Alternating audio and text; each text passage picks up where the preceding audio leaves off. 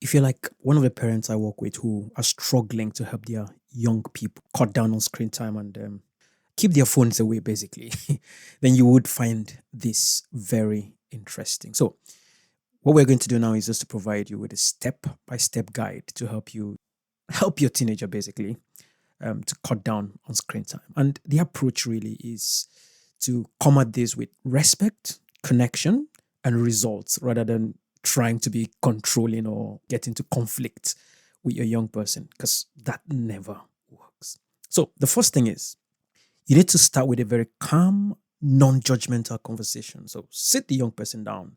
The goal here is to try to understand why this is happening. Is it as a result of boredom? Is it as a result of stress? Is it fear of missing out? Is it just need to understand exactly what might be causing the problem? And like I said previously, use curiosity as opposed to coming at it as if you're criticizing the young person. An example of how to approach this would be saying something like, I've noticed you spend a lot of time on your phone. How do you feel about that? That can open up a conversation that can lead to interesting things.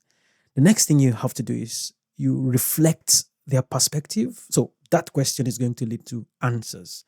And so you want to make them feel heard. You want to make them, to an extent, feel validated. So an example would be it helps you unwind when you are overwhelmed. That makes a lot of sense.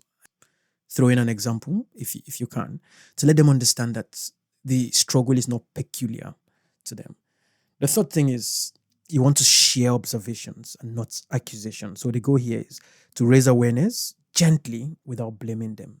One way to do that would be to say something in the lines of, I've noticed that it's been harder to get your attention lately. And I wonder if the phone is becoming a distraction or something in that line. And then the next phase after this conversation is to try to work with them to create realistic, practical solutions. And these solutions could range or would include things like one, helping them to create realistic limits. So, what you're trying to do now is to encourage ownership over boundaries, not just enforcement.